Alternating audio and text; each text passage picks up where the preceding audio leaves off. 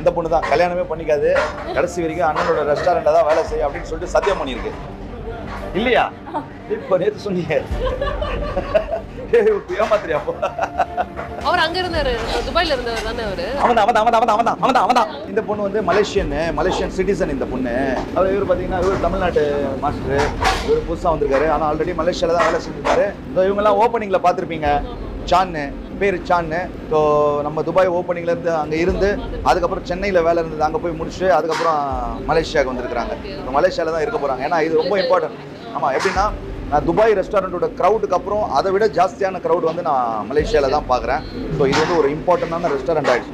அதனால் நம்ம மக்கள் தேர்ச்சி பெற்ற மக்கள் இருக்கணும். செஞ்சு கடாசிட்டே இருக்காங்க. 300 கிலோ 400 கிலோ 500 கிலோன்னு எத்தனை கிலோனாலும் கடாசுறாங்க. ஓப்பனிங் அன்னைக்கு வந்து சிக்கன் இதெல்லாம் சேர்த்து எப்படி ஒரு 500 சில்லற கிலோ. 65 கீ ரைஸு பிரியாணி பத்தலை. நாங்கள் இதுக்கப்புறம் திகட்டி போச்சு. இதுக்கப்புறம் பிரியாணி கொடுக்குறது டெய்லி 500 பிரியாணி தான் விற்கிது, 1000 பிரியாணி தான் விற்கிது. நான் இவங்க கடுப்பாவாங்க, என்ன வேலையே இல்லை அப்படின்னு. ஏன்னா 3 மணி நேரத்தில் செஞ்சு கடாசிடுவாங்க. கிச்சன் பெருசா இருக்கு கம்பேர் டு துபாயில இருக்க அந்த 3 ஹோட்டல்ல கம்பேர். பெரிய கிச்சனு, நல்ல வென்டிலேஷன் நல்லா இருக்கும். எக்ஸாஸ்ட் வேறு பார்த்தீங்கன்னா சைனா சார்ல்ஸ்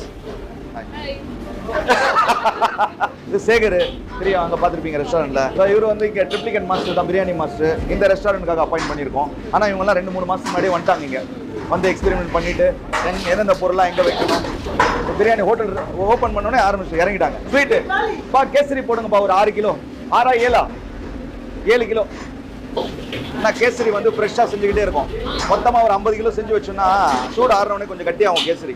அதனால 7 கிலோவா அந்த கரண்டியில் வரணும் அல்வா மாதிரி. அதனால ஸோ இங்கே மீன்லாம் மசாலா போட்டு வச்சுருக்கோம் பாருங்க. தவா ஃப்ரை, ஃபிஷ் தவா ஃப்ரை. அப்புறம் பார்த்தீங்கன்னா இங்கே நூடுல்ஸு.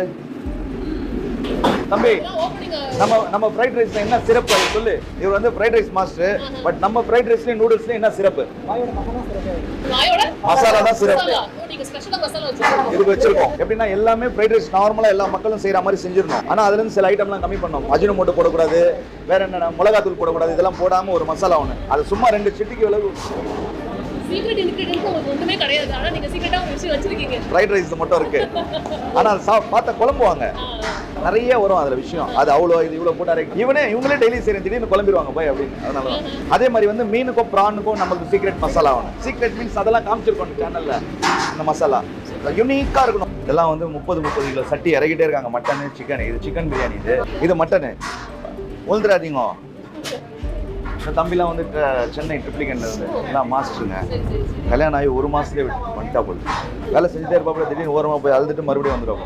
ஆனால் வேலையில் கரெக்டாக இருக்கும். ஸோ இங்கே நிறைய புது மாஸ்டர்ஸ் இருக்காங்களா? இல்லை எல்லாம் எங்கிட்ட எக்ஸ்பீரியன்ஸ் ஆன மாஸ்டர்ஸ் தான். புது மாஸ்டர்ஸும் இருக்காங்க. நான் வந்து துபாயில இருந்து ஒரு 3 பேரை கூட்டு வந்திருக்கேன். ஏன்னா துபாயில் அங்கே வந்து ஃப்ரைட் ரைஸ், சில்லி சிக்கன் இதெல்லாம் வந்து ஃபாஸ்ட்டாக போடுற மாஸ்டர். நம்மளோட டேஸ்ட் அவர் பிரியாணி அந்த ட்ரெடிஷ்னல் ஸ்வீட் செய்கிற ஒருத்தர்.